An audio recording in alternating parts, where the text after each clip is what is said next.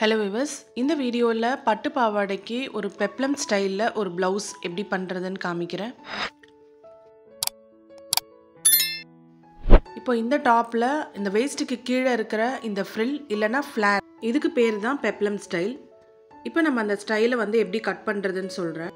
இது ஒரு பட்டு பாவாடையோட blouse. ஸோ அதில் யூஷுவலாக நம்ம என்ன மாதிரி நெக்கு மார்க் பண்ணுறோமோ அதே மாதிரி ஷோல்டர்ஸ் ஆர்ம் ஹோல் எல்லாமே வந்து நம்ம சேமாக மார்க் பண்ணிக்கணும்.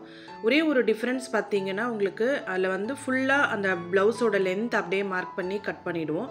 இது வந்து அந்த ப்ளவுஸோட லென்த்தை வந்து நம்ம ரெண்டாக பிரிக்க போகிறோம்.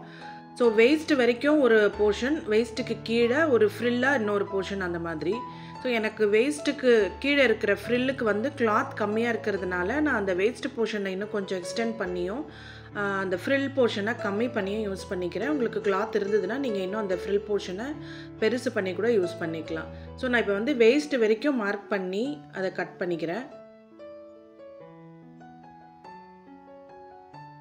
அதாவது கொஞ்சம் இடுப்பளவுக்கு கொஞ்சம் கீழே.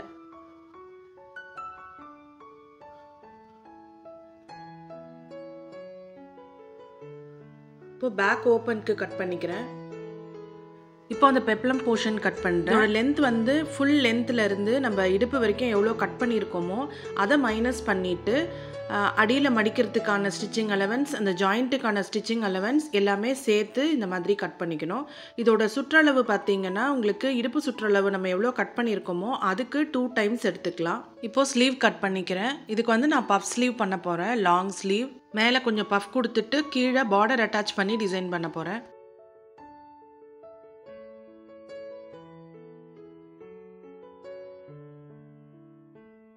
இப்போ அந்த ப்ளவுஸ் மெட்டீரியல்லேருந்து அந்த ஸ்லீவில் அட்டாச் பண்ணணும்னு சொன்னேன் இல்லையா, அந்த பார்டரை வந்து நான் தனியாக கட் பண்ணி எடுத்துக்கிறேன். ஸோ இப்போ மீதி இருக்கிற கிளாத்தில் வந்து நான் எல்லாமே லைனிங் ஜாயின் பண்ணி ரெடி பண்ணிக்கிறேன். ஃப்ரண்ட் பாடி, பேக் பாடி, அந்த பெப்ளம்கான போர்ஷன் அண்ட் ஸ்லீவ் பார்த்தீங்கன்னா நான் ஸ்கர்ட்லேருந்து கிளாத் எடுத்து பண்ணியிருக்கேன். இப்போது ஃப்ரண்ட் பாடியில் நான் பெப்ளம்கான கிளாத்தை வந்து அட்டாச் பண்ணுறேன். ஸோ இதில் அடியில் வந்து நான் மடித்து தைச்சிக்கிறேன். நான் அதுக்கான ஸ்டிச்சிங் அலவன்ஸ் விட்டுட்டு தான் கட் பண்ணியிருந்தேன்.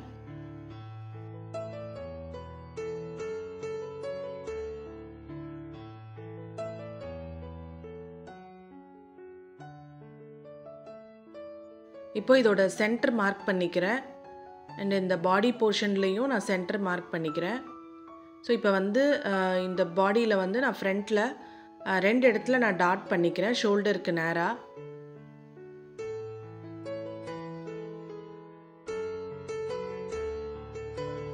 இப்போ நான் ஃப்ரில் பண்ண ஆரம்பிக்கிறேன். ஃப்ரில் பண்ணும்போது பார்த்திங்கன்னா இந்த சென்டரில் நம்ம மார்க் பண்ணது மேட்ச் ஆகிற மாதிரி அந்த ஃப்ரில்லை வந்து நம்ம அட்ஜஸ்ட் பண்ணி வைக்கணும். இப்போ நான் வைக்கிற ஃப்ரில்லோட சைஸ் வந்து 1 இன்ச் வரும் ஒரு ஃப்ரில்லோட சைஸு. ஸோ எல்லா ஃப்ரில்லுமே அந்த 1 இன்ச்சில் ஈவனாக வர மாதிரி அரேஞ்ச் பண்ணிக்கணும். அண்ட் ஸ்டார்ட் பண்ணும்போது கொஞ்சம் கேப் விட்டுட்டு ஸ்டார்ட் பண்ணோம். ஏன்னா நம்ம வந்து பாடியோட சைடில் ஸ்டிச்சஸ் போடும்போது அந்த ஃப்ரில் வந்து உள்ளே மறையிற மாதிரி ஆகிடும். ஸோ அதனால் வந்து கொஞ்சம் கேப் விட்டுட்டு போடலாம். அதே மாதிரி முடிக்கும் போதும் வந்து நம்ம கடைசியில் கொஞ்சம் ஃப்ரில் இல்லாமல் ப்ளெயினாக விட்டுட்டு ஸ்டிச் பண்ணலாம்.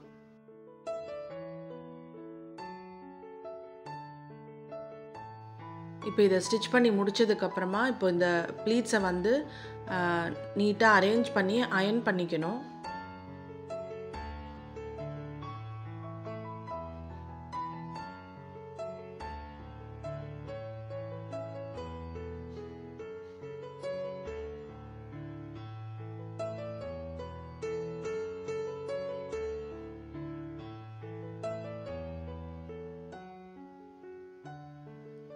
இப்போ திருப்பி வச்சுட்டு இந்த சைடும் அயர்ன் பண்ணணும்.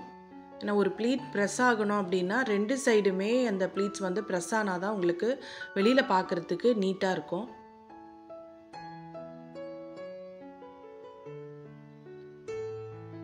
இப்போ பேக் பாடியில் பெப்ளம் பண்ணலாம். இதை கட் பண்ணும்போதே பேக் பாடி வந்து தனித்தனியாக கட் பண்ணியிருக்கோம். அதே மாதிரி அந்த பெப்ளம் பார்ட்டும் நம்ம தனித்தனியாக கட் பண்ணிக்கலாம்.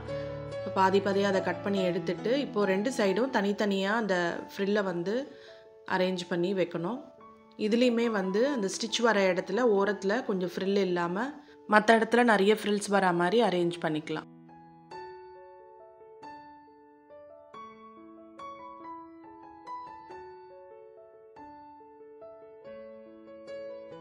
ஸோ இப்போது இந்த பேக் பாடியில் ஸ்டிச் பண்ண ப்ளீட்ஸையும் அயர்ன் பண்ணி நீட் பண்ணிக்கலாம்.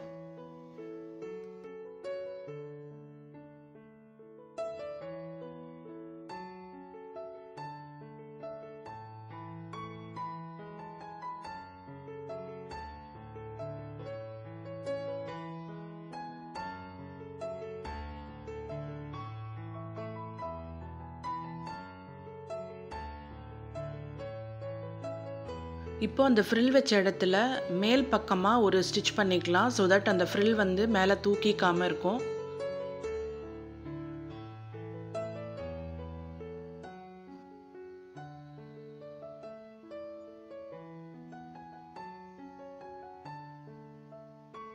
ஸோ இப்போ ஷோல்டர்ஸ் ஜாயின் பண்ணிக்கலாம்.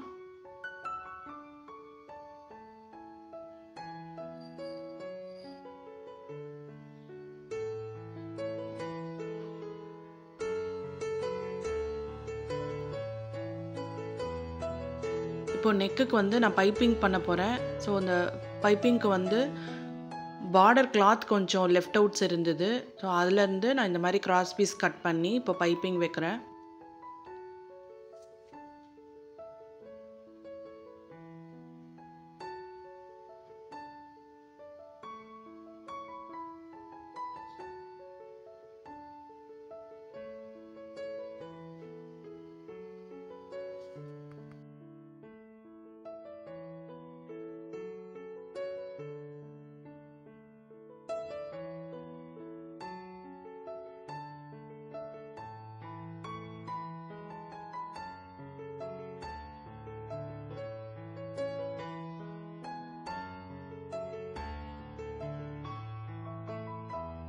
இப்போ நெக்கு ஃபினிஷ் பண்ணதுக்கப்புறமா அந்த ஹூக் லூப் இதுக்கான விஷயங்களும் பண்ணிவிட்டு நான் இப்போ வந்து பஃப் ஸ்லீவ் ஸ்டிச் பண்ணுறேன்.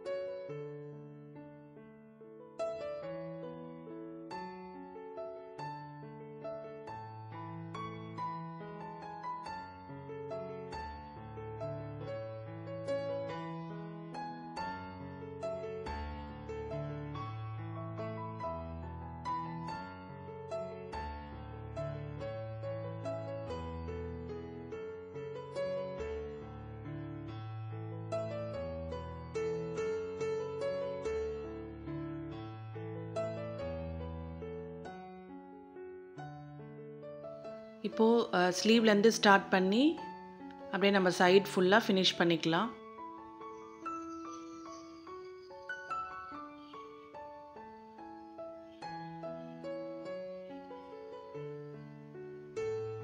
இப்போது பெப்ளம் டாப் ரெடி ஆயிடுச்சு. இந்த டிசைன் உங்களுக்கு பிடிச்சிருந்ததுன்னா நீங்களும் ட்ரை பண்ணி பாருங்கள். தேங்க்ஸ் ஃபார் வாட்சிங்.